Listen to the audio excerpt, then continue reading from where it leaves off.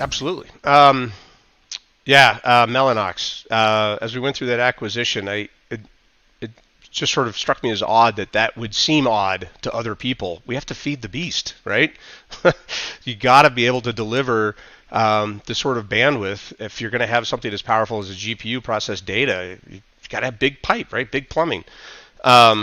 So it was a natural, merger of technologies, and it's the challenges that we see today are that. Well, I'm actually going to take a bigger step back. So, SmartNIC. Why a SmartNIC?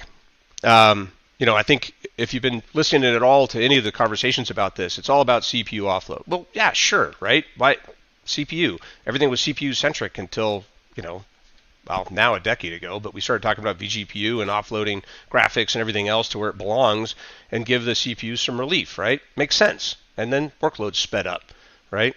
And now when we start talking about things like networking and software defined, right? And then we start talking about cybersecurity, like, are we going to just lean on the CPU again for that?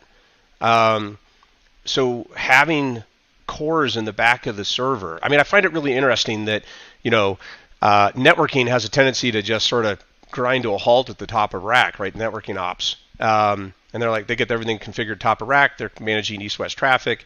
And then some server admin comes in and connects a NIC into that network and works with NetOps to make it all function, right?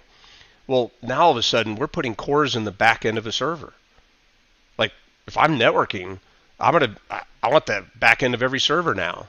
And now I have access to additional compute and cores and management of traffic that I've never had before, right? And I'm not leaning on the CPU, so I'm not weighing down legacy apps or existing workflows, right?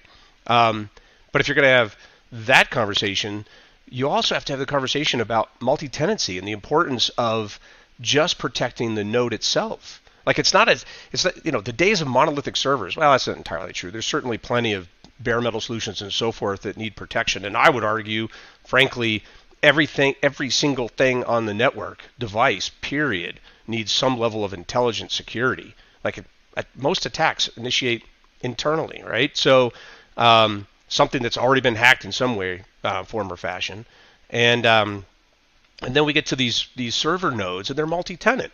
So you're telling me that the top of rack with 25 server nodes underneath it, all of which have multi-tenancy, so who knows how many VM instances you have, and all of those have an opportunity to communicate before it even hits top of rack? I mean, you wonder why infections hit so hard and so fast?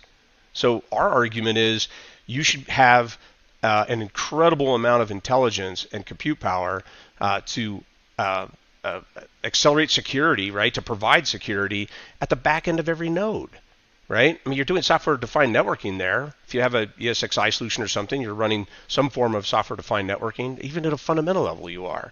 Why wouldn't you protect that? And you can't possibly do line rate, real-time network filtering, with CPUs. It's just not going to happen. So is the DPU a mandatory sensor or device required for all this? No. We make Morpheus. Morpheus runs on CPU, runs on GPU. It's designed to be something that can run on a variety of different sensors. However, if you really want acceleration, put a GPU in it. Put that Bluefield 2 in the back of a server, and now you have a SmartNIC that you can actually run these sorts of AI instances, whether it's inferencing or what have you, capture.